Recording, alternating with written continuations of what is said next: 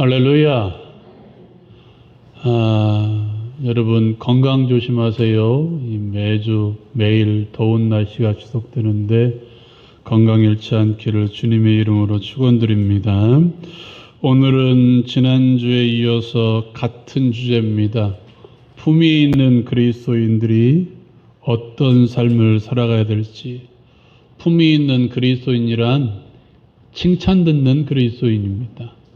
우리 안에서 칭찬 듣는 그리스도인이 아니라 믿지 않는 사람들에게 인정받고 칭찬 듣는 그리스도인.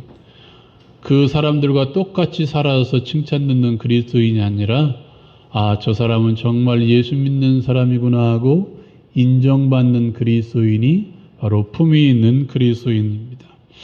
우리는 지난주에 품위 있는 그리스도인은 선한 마음의 옷을 입어야 된다라고 말씀을 드렸습니다. 선한 마음의 옷이란 겸손과 온유, 긍휼과 자비, 오래 참음으로 옷 입는 사람들입니다. 긍휼과 자비, 겸손과 온유, 오래 참음으로 옷 입는 사람들. 또한 품위 있는 그리스도인은 사랑의 옷을 입어야 된다라고 말씀을 드렸습니다. 오늘은 그 두 번째 시간으로 품위 있는 그리스도인들은 따라서 해봅시다. 평안의 옷을 입어야 합니다. 말씀 한번 읽어볼까요? 15절 말씀 같이 읽겠습니다. 15절 말씀 시작.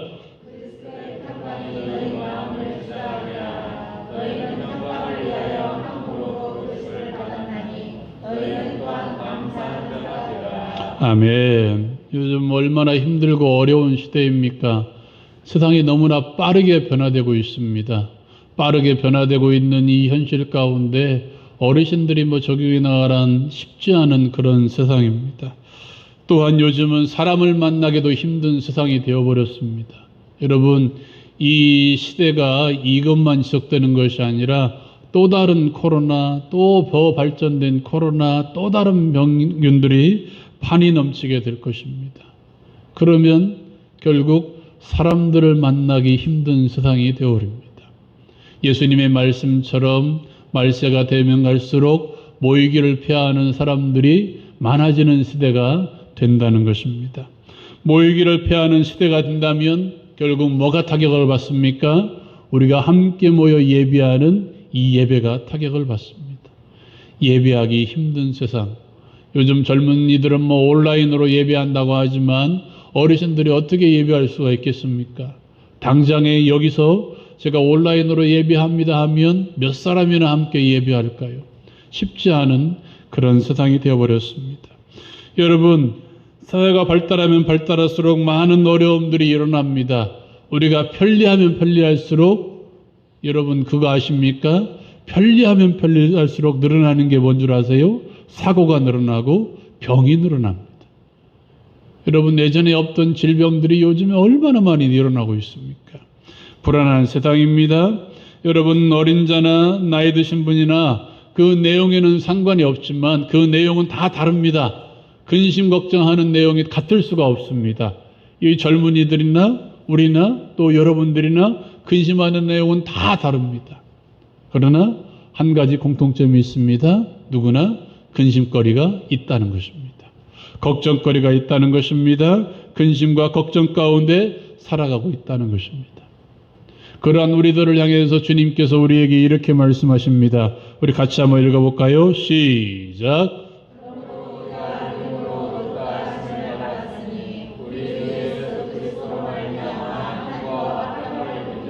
아멘. 우리는 믿음으로 말미암아 의롭다 하심을 받은 사람들입니다.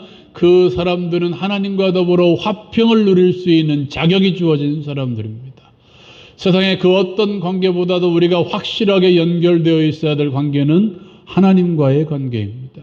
하나님과의 관계가 틀어져 버리면 더 불안하고 더 염려가 넘치는 세상입니다. 사랑하는 여러분, 오늘 말씀 가운데 뭐라고 이야기합니까? 우리 주 예수 그리스도로 말미암아 하나님과 더불어 화평을 누리다라고 선언하고 있습니다. 예수가 우리 안에 있다면 하나님과 더불어 화평을 누릴 수 있다는 거예요. 또 한 말씀을 읽어볼까요? 같이 한번 읽겠습니다. 시작.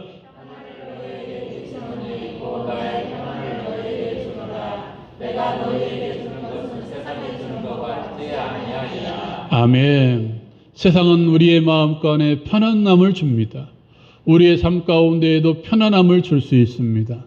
그러나 진정한 평안은 예수 안에 있습니다.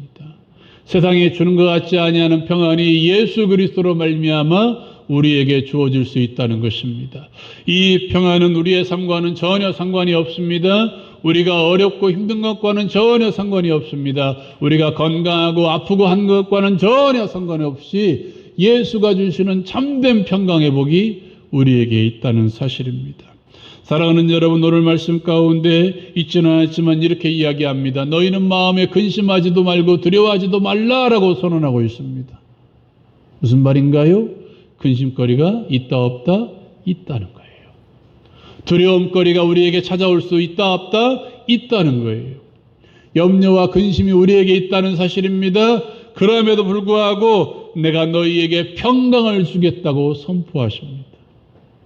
우리의 삶 가운데 근심이 찾아오고 두려움도 찾아올 수 있지만 내가 너희에게 평강을 주노니 라고 선언하고 있다는 사실입니다. 우리의 마음의 근심을 가지고 우리는 어떻게 해야 됩니까? 평강을 주시는 주님 앞에 찾아가야 됩니다. 아무것도 염려하지 말고 다만 모든 일에 기도와 감사로 너희 구할 것을 감사함으로 하나님께 아뢰라 라고 선포하고 있습니다. 염려가 없다는 게 아니에요. 염려가 있지만 그러한 염려를 가지고 우리의 모든 기도와 간구로 하나님께 나아갈 때 하나님께서 우리에게 평강의 복을 주신다는 사실입니다. 빌립보서 4장 7절에 있는 말씀입니다. 같이 읽겠습니다. 시작. 그리스도 예수 안에서 너희 마음과 생각을 지키시리라. 아멘. 이 앞에 있는 말씀하시죠? 아무것도 염려하지 말고 다만 모든 일에 기도와 간구로 너희 구할 것을 감사함으로 하나님께 아뢰라. 그리하면 모든 지각에 뛰어난 하나님의 평강이라고 이야기합니다. 우리와 염려와 근심거리를 주님 앞에 가지고 나아가면 모든 것을 다 하시는 하나님의 평강이 우리의 마음과 생각을 지키신다는 거예요. 우리의 육체적으로 어려운 일이 따르고 있지만 우리의 마음 가운데 평강이 있다면 모든 것을 감당할 수 있습니다. 내 마음 가운데 내 생각 가운데 그리스도의 평강이 있으면 내 삶 가운데 일어나는 모든 일들을 내가 감당할 수가 있다는 거예요. 품이 있는 그리스도인의 삶은 또한 말씀에 기초한 삶입니다. 같이 말씀 한번 읽어볼까요? 3장 16절 말씀입니다. 16절 말씀 같이 읽겠습니다. 시작.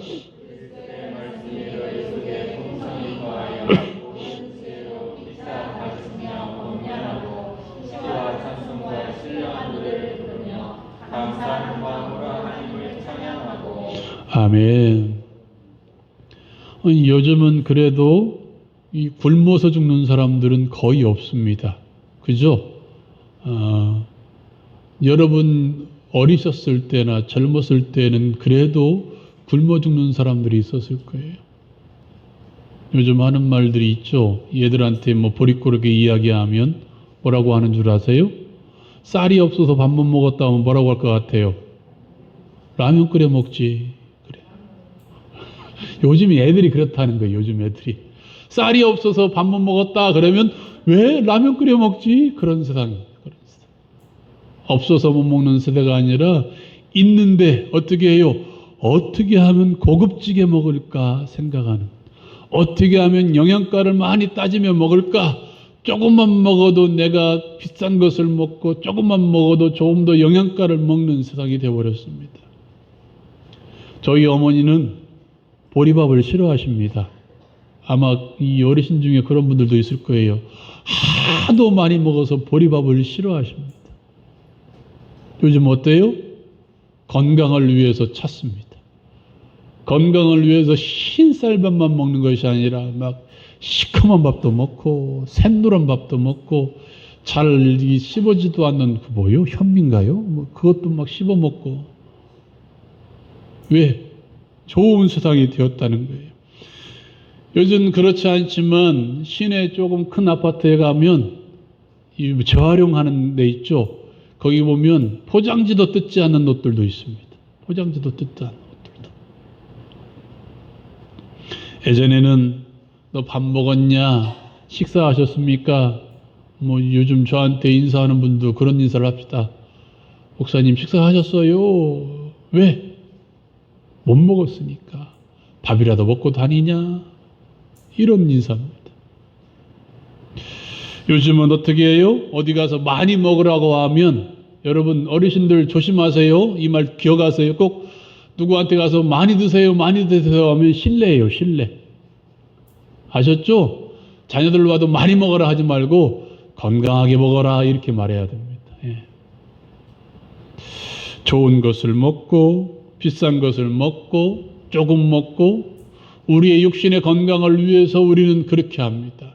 여러분 이 육신의 건강을 위해서 입의 맛을 위해서 저기 멀리 있는 곳이라도 맛있는 곳이 있으면 찾아가는 시대입니다. 여기서 뭐 2시간 3시간은 별로 아닙니다. 아 저기 사람들 많이 몰린다 많이 먹는다 많이 뭐 찾는다 좀 좋은 곳이다 라고 생각하면 차를 끌고 가요. 몇 시간이고 가서 먹고 옵니다. 육신의 즐거움을 위해서 입의 즐거움을 위해서. 예전 우리 어르신들이 젊었을 때 신앙생활하는 그 시대에는 뭐가 많이 있었냐면 부흥회가 많이 있었습니다. 부흥성회계. 어디 목사님이 좀 은혜롭게 설교한다 하면 갈까요? 안 갈까요? 갑니다. 갔습니다. 좀 멀리 가면 어떻게 해요? 저도 들은 이야기입니다. 저희 어머니한테. 솥단지를 가져가고 먹을 것을 싸가서 거기 가서 숙식을 하고 왜? 정말 말씀이 좋고 은혜로우니까 찾아간대요. 찾아간대요. 요즘 그럴까요?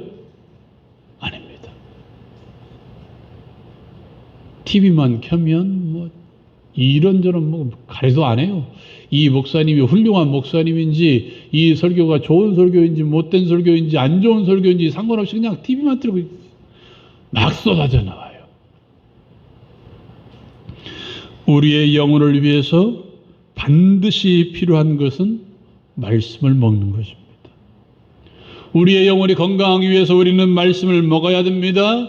몸이 아프면 병원에 가고 약을 먹고 하는데 우리의 영혼이 아프면 사람들은 어떻게 할까요? 말씀을 먹을까요? 우리의 영혼을 위해서 어디 용한, 이 속된 말로 용한 목사를 찾아갈까요? 아니요. 그렇지 않아요. 영혼이 아픈지도 모르는, 내 영혼이 병들었다, 내 영혼이 아프다, 내 영혼이 죽어간다 라는 사실조차 모르는 그런 시대가 요즘 시대입니다. 영혼이 아픈 증상이 있다면 그 증상이 우리의 육체에 영향을 미쳐야 되는데 그런 영향이 없으니까 아픈지도 모르고 그냥 지나가요. 내가 건강하게 신앙생활 하는지, 내 영혼이 풍성하게 신앙생활 하는지, 내 삶 가운데 말씀이 풍성하게 거하고 있는지 모르고 그냥 지나가요. 그냥. 여러분, 성경이 귀하게 여겨졌던 시대도 있습니다. 우리처럼 이렇게 전권의 시 성경책을 구하기가 힘든 그런 시대도 있었습니다. 그래서 여러분 쪽복음이라고 들어보셨나요? 쪽성경. 쪽성경. 그것을 어디서 구해다가 가지고 다닙니다. 그리고 그것을 달달 외울 정도로 읽고 또 읽었습니다. 읽었어요. 성경이 달아 없어질 정도로.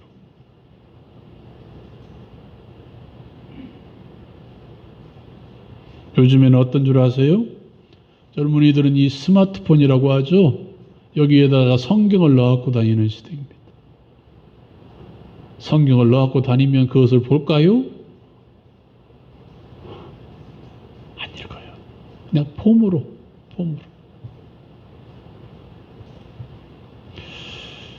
말씀이 풍성한 시대입니다. 그러나 내 안에 말씀이 풍성히 거하지 않는 시대입니다. 오늘 말씀 가운데 뭐라고 이야기합니까? 16절의 말씀에 보니까 그리스도의 말씀이 어디에 풍성히 거하여? 너희 속에 풍성히 거하여 라고 16절에 말하고 있습니다. 바깥에는 말씀이 풍성히 거하고 있는데 어디에는 내 안에는 말씀이 풍성히 거하지 않아요. 내 안에 말씀이 풍성히 거하지 않으니까 뭐예요? 신앙생활이 즐겁지가 않은 거예요. 신앙생활 하는데도 기쁘지 않은 거예요. 예배의 자리가 가장 힘든 자리가 되어버렸습니다. 왜 그런 줄 아세요? 내 안에 말씀이 풍성히 거하지 않으니까. 오늘 말씀 가운데 뭐라고 이야기합니까? 16절 말씀에 보니까 그리스도의 말씀이 너희 속에 풍성히 거하여 모든 지혜로 피차 가르치고 권면하고 시와 찬송과 신령한 노래를 부르고 감사하는 마음으로 하나님을 찬양하고 라고 이야기합니다. 말씀이 풍성히 거하니까 어떤 역사가 일어나요? 서로 찬송합니다. 하나님을 찬송하고 서로 권면하고 가르칩니다. 가르쳐도 뚱하고 없어지는 세상이 아니라 말씀으로 권면하고 가르치면 시험 들어 교회 안 나오는 세상이 아니라 말씀이 풍성히 거하면 저 목사님이 나를 위해서 이렇게 귀한 말씀을 주시는구나 하고 감사로 받아들이는 거예요. 말씀이 풍성히 거하면 찬송이 저절로 나와요. 말씀이 풍성히 거하면 감사가 저절로 나옵니다. 말씀이 풍성히 거하면 그 말씀에 기초하여 기도하는 삶을 살아요. 반대로 말씀이 없으면 입에 찬송도 없습니다. 말씀이 없으면 기도도 나오지 않아요. 기도 시간이 제일 힘든 시간, 따분한 시간이 되어버립니다. 말씀이 풍성히 거하지 않으면 감사가 없어요. 내 삶을 들여다보세요. 내 삶 가운데 감사가 풍성한지, 찬송이 풍성한지, 기도가 풍성한지, 예배가 기쁜지 한번 들여다보시기 바랍니다. 그렇지 않으면 내 마음 가운데 말씀이 없는 사람들입니다. 날마다 말씀을 가까이 하시기 바랍니다. 영혼의 풍성함을 위해서 여러분 말씀을 날마다 가까이 하시기 바랍니다. 말씀을 읽고 듣고 묵상하고 지키는 자 되시기를 주님의 이름으로 축원합니다. 마지막으로 감사의 옷을 입어야 됩니다. 17절 말씀 같이 읽겠습니다. 17절 말씀 같이 읽겠습니다. 시작.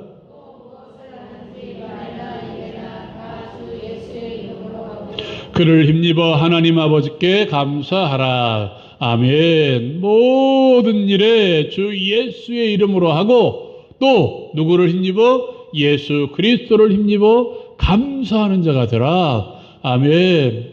여러분, 우리는 누가복음의 17장에 등장하는 10명의 붕둥병자를 알고 있습니다.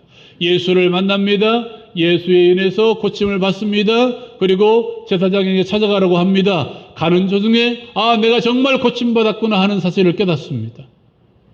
그러나 돌아온 사람은 한 사람이었습니다. 돌아와서 예수의 앞에 무릎을 꿇고 예수께 감사하고 찬양한 사람은 오직 한 사람이었습니다. 한 사람. 사랑하는 여러분, 이건 한번 따라해 봅시다. 무조건 감사. 무조건 감사. 예, 이게 우리의 삶에 이루어져야 돼. 무조건 감사.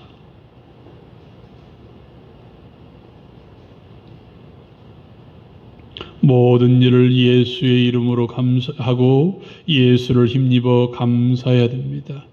주 예수께서 우리와 함께 하시면 우리는 모든 상황을 기쁨으로 대처할 수 있어요.